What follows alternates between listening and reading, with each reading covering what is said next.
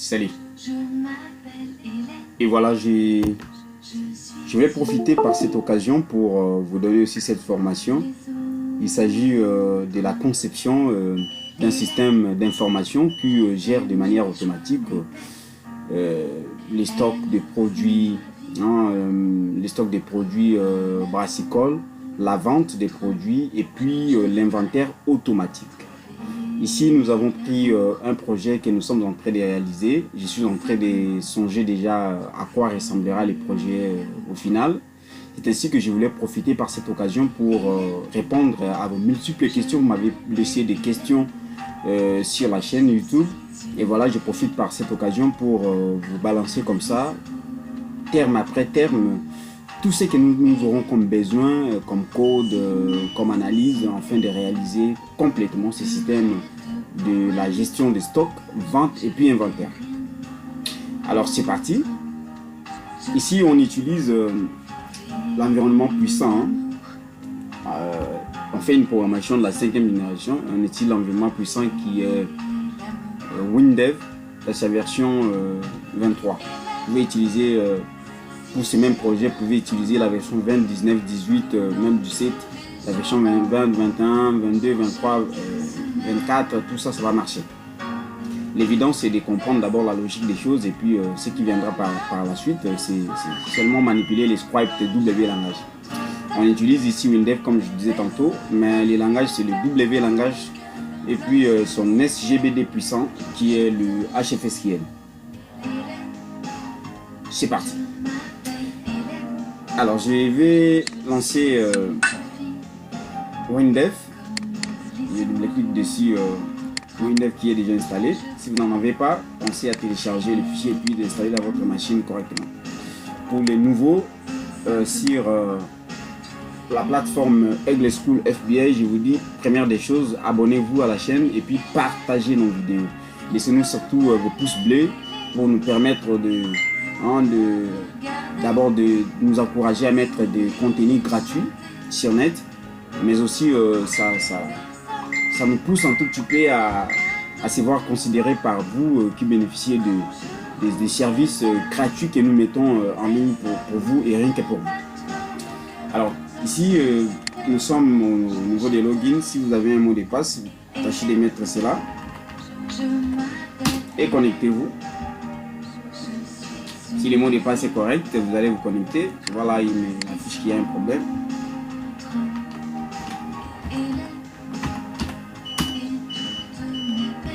On va vite à vite nous connecter.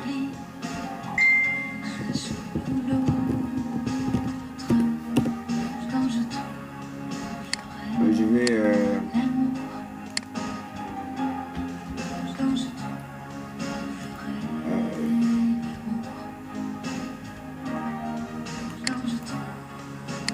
vais voir qu'est-ce qui ne va pas là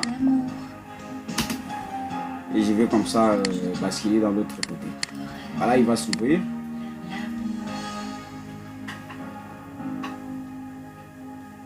Il suffira de patienter un tout petit peu parce que bon, ça peut prendre le temps que ça peut prendre, ça dépend de votre RAM aussi, de votre machine. Il faut patienter. Une fois fait, il va nous ouvrir la page d'accueil de WinDev, c'est version 23 en tout cas.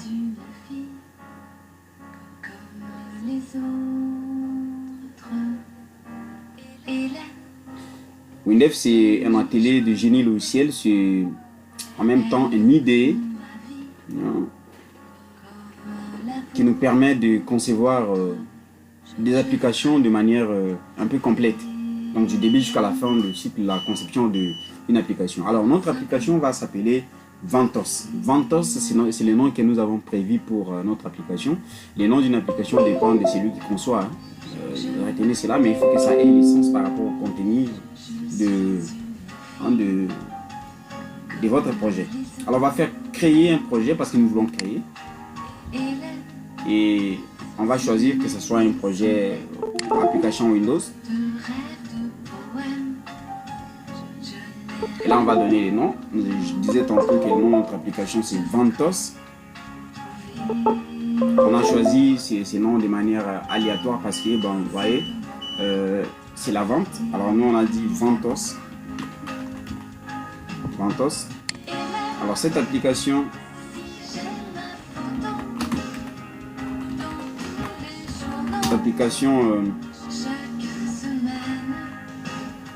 gère de manière automatique les stocks, vente et inventaire des produits brassicoles. Voilà.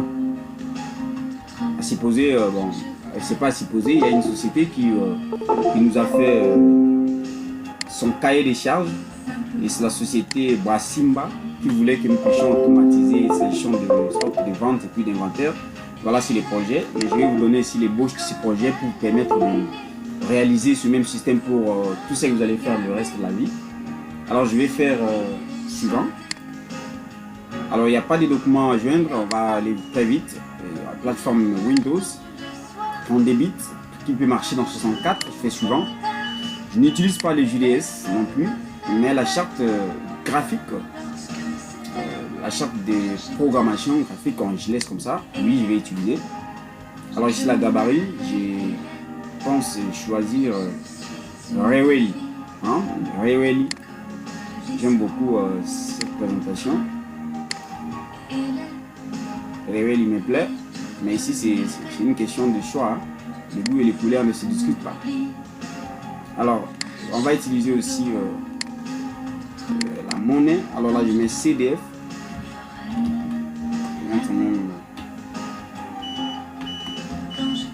CDF. Le clavier, vous voyez qu'il a un problème. Je vais récupérer cet F ici car on aura besoin de lui. Alors l'air, ça reste comme ça. C'est pas moche. On aura besoin de la date. Les formats est correct. Et durée, tout ça, c'est normal. C'est normal. Alors je vais faire suivant. Oui, on va utiliser une base de données, évidemment. Je fais suivant. Alors l'analyse est créée, Ventos. Je vais accepter. Je valide. C'est HFSQL classique. Et nous sommes à la fin. Il va créer notre base de données, soit notre analyse, parce qu'ici on parle beaucoup plus de l'analyse au lieu de la base de données. On va créer notre analyse et puis il nous permettra maintenant de créer les fichiers de données. Bon, vous appelez ça quelque part les tables. Ici on appelle fichier. Vous voyez que les concepts changent un tout petit peu lorsqu'on est en train d'évoluer. Hein. Ça c'est une programmation de la 5e génération. Vous devez comprendre que les choses sont 10 fois plus rapides que les autres. Alors je fais suivant, je vais donner le nom à mon premier fichier de données, soit ma table. Alors le premier fichier c'est quoi? C'est le fichier fournisseur. S'il n'y a pas un fournisseur, finalement on n'aura pas les produits. Hein. Fournisseur. Alors un enregistrement représente un seul fournisseur. Je vais laisser comme ça. Identifier automatique sur oui, ok, je fais suivant. Je vais laisser HFSQL classique et puis je valide. Voilà, nous avons notre fichier qui va s'ouvrir par choix. Voilà, il s'ouvre. Alors ici, nous aurons quelques identifiants à mettre. Premièrement, on aura l'ID fournisseur qui est venu de manière automatique. À part cela, on aura besoin de connaître la dénomination. Hein. Dénomination.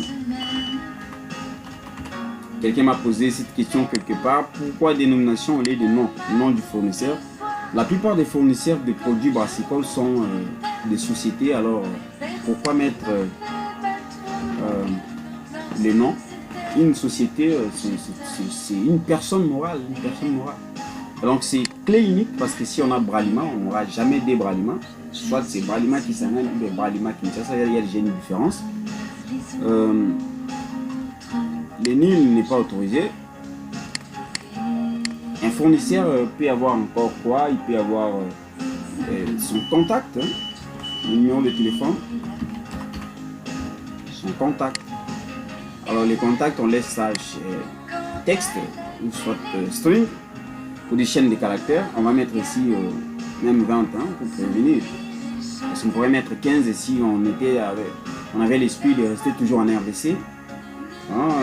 Vu plus de 143 et puis les restes. Et là on met 20 parce que ça peut migrer. C'est clé unique parce que le numéro de téléphone est unique. On peut mettre aussi l'email.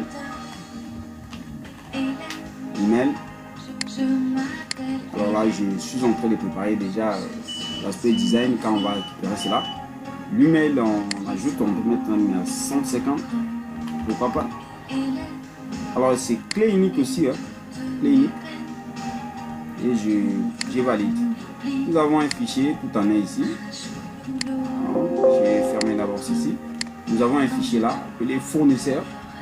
Et il va fournir quoi? Il va fournir les produits. On va faire la gestion de vente des produits brassicoles. Alors on va mettre produit sans problème. Produit. Alors un enregistrement représente un produit. Alors il faut comprendre ça. Et je fais suivant. Les HFSI classique et puis je termine. Les fichiers produits va s'ouvrir. Voilà. Alors ici dans les fichiers produits, soit l'ID du produit sera automatique, soit nous-mêmes nous allons encoder. Mais dans la plupart des entreprises commerciales et même ils encodent leurs produits. Voilà pourquoi ici on ne va pas mettre identifiant automatique. On va mettre ici texte. Alors on va laisser ça même à 15. 15. Clé unique. Ici on va dire code produit. Code produit.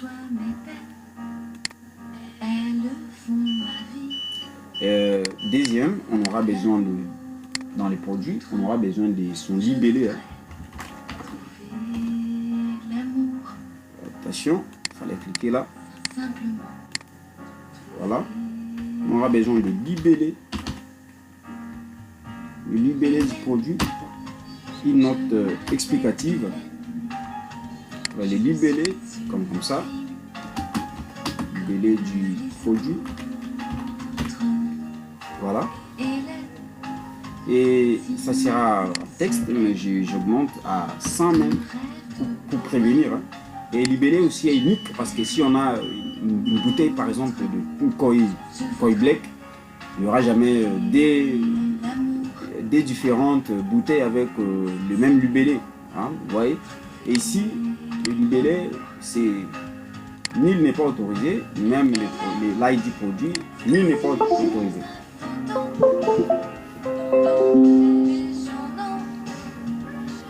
Ouais. Et ici, on va dire sensible à l'accentuation, c'est bon. Sensible aux espaces, donc il ne va pas accepter les espaces et puis les caractères spéciaux. Et j'ajoute le prix unitaire. Ceci demande un peu une analyse avant tout. Il faut avoir une tête pour faire certaines choses que vous êtes en train de voir. Prix unitaire, c'est monétaire. Ouais. Et c'est clé avec doublon parce qu'on peut avoir beaucoup là. À part les prix unitaires, on aura franchement besoin de quoi encore, si je me rappelle bien. On aura encore besoin de la quantité au stock.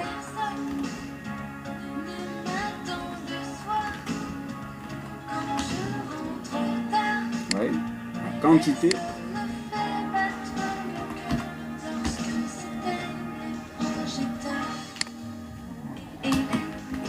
Quantité au stock. Alors, la quantité au stock, c'est numérique. Clé avec doublon.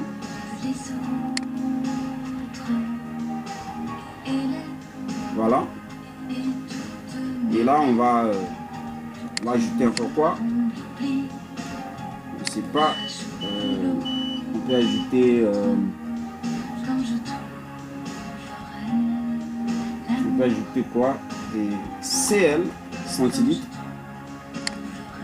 CL. CL c'est en numérique, mais attention, quel numérique? C'est réel. On part là, on prend réel. Et c'est clé avec doublon.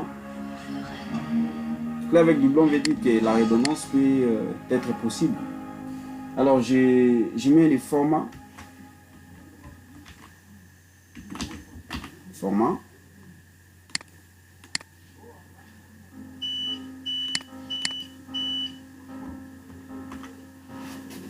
Et les formats.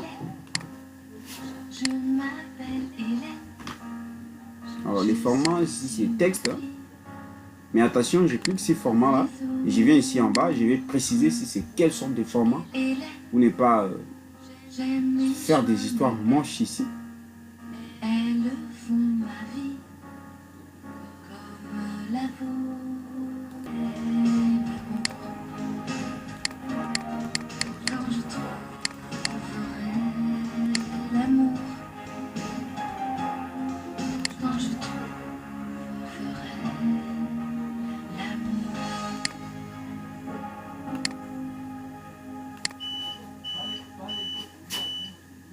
On va mettre les formats.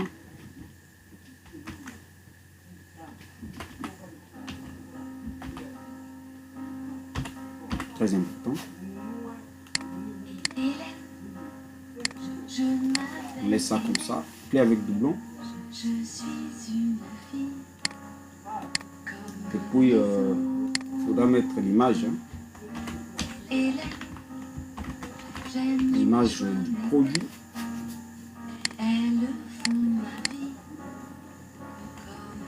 C'est du type son image binaire. On va valider. Nous avons un fichier de données bien fait. Vous voyez? Donc les fournisseurs livrent les produits. Les produits, quand on livre les produits pour que les produits soient commandés. Voilà, on va ajouter un fichier de données appelé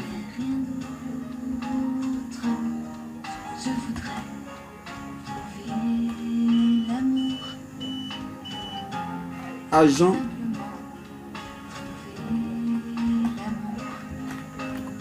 parce que l'objectif est de savoir qui a vendu telle chose. Ouais, c'est un peu comme ça.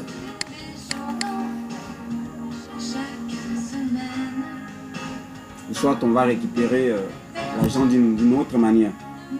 Ici on peut mettre que le client, on peut mettre le client va récupérer l'argent d'une autre manière. Voilà.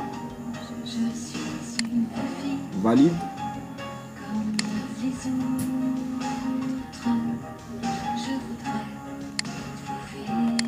Alors chez les clients ici nous aurons quoi? Nous aurons premièrement les noms, le nom du client, nom,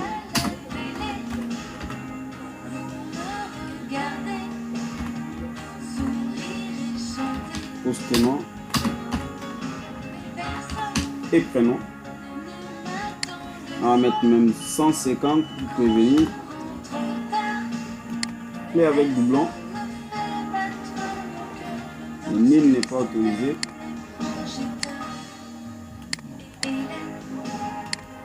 Ici, on va mettre son contact.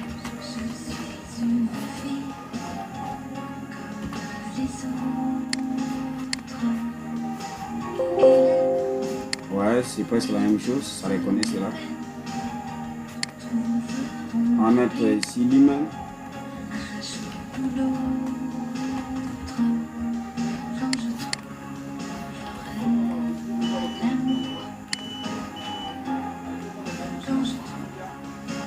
Mais là on peut mettre même ça, c'est quand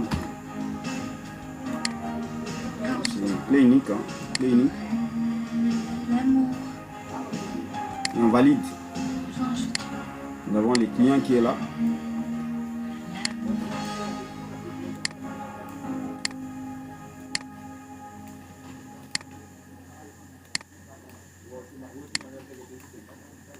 Le client qui va faire quoi? Qui va passer une commande.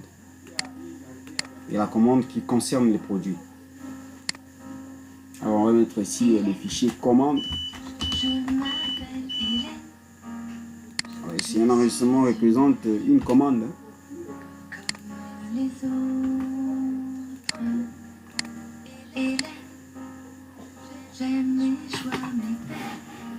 Alors dans la commande, on a la quantité commandée. Pas la quantité stock, cette fois-là c'est la quantité commandée.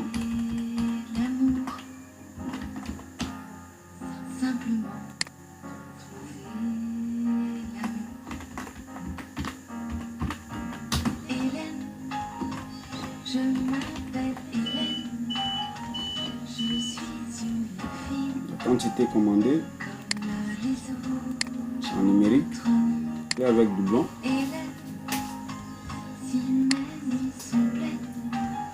Il ne sera pas autorisé.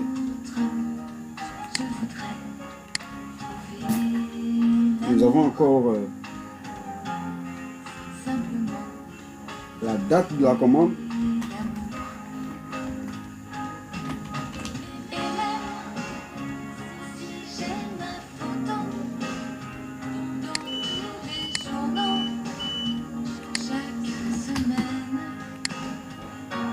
Ici, on laisse tout simplement date.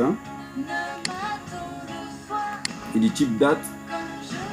Mais attention, ici, ça commence par l'année, tout ça.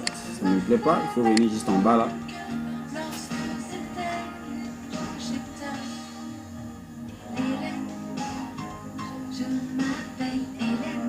Là, on va changer les formats. On va prendre ici jour, mois, année. Même masque d'affichage. On va prendre les jours, mois, année.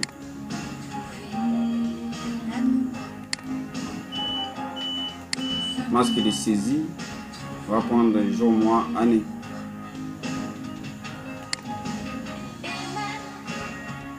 Et nous allons valider. C'est important de prendre aussi la date. On met clair avec du blanc. À une date, plusieurs commandes peuvent être passées. On prend l'air même.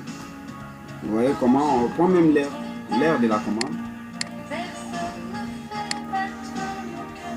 On met air comme. Si je laisse comme ça, je vais prendre le type air. Clair avec du blanc.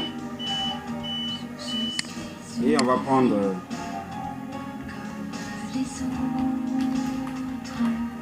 l'observation. On met ça comme ça. Et puis on va valider. C'est fini, on va valider. On valide. Et nous avons un fichier comme ça.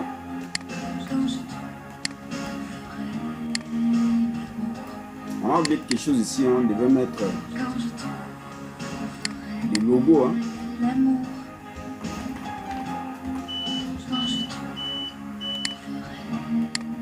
C'est aussi son image linéaire. On valide. Je vais vous montrer une nouvelle manière de programmer avec W Langage et sous l'environnement WinDev. Comment c'est développé 10 fois plus rapide. Je vous ai montré plusieurs manières de développer des applications déjà. Mais celle-ci, c'est une nouvelle manière, mais vraiment rapide, que je vais vous montrer. On va mettre d'abord les fichiers en relation. On prend là le fournisseur qui va livrer les produits. Avec des relations. Alors, livrer. Les verbes, c'est livrer. Le suivant, c'est avec l'ID du fournisseur. Mais si je dis règle des modifications d'un fournisseur, oui, on peut modifier. Je fais suivant et je termine. Voilà, la relation est là. Je livre plusieurs produits. Un produit livré par un seul fournisseur. Alors, il ajoute automatiquement la clé primaire du fournisseur au niveau des produits. C'est-à-dire, ici, ça devient une clé étrangère, comme vous avez pris avec la mairie. Je prends nouvelle liaison. Je vais faire encore une liaison avec les produits qui va s'aider ici.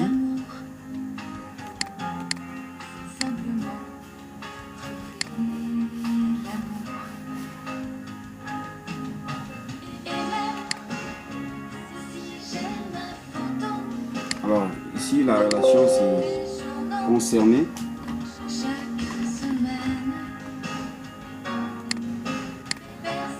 Les concernés. C'est là, il dit produit qui sera envoyé. Et ici, on met toujours à modifier. Voilà.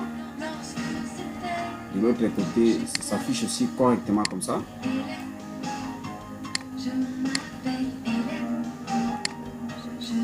Et ici, il ne restera plus qu'à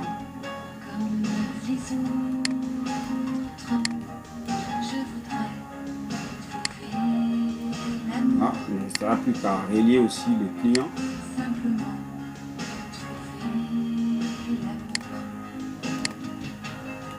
Qui passe la commande.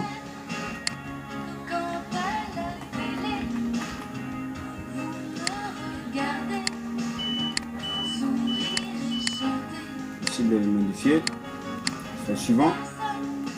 On a là les clients qui passent la commande. Voilà.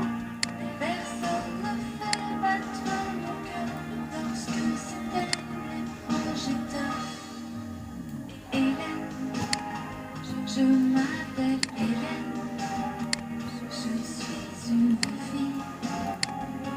Passe sa commande.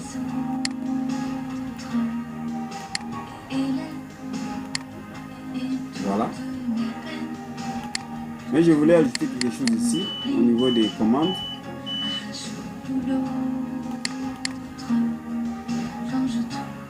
Je vais mettre l'agent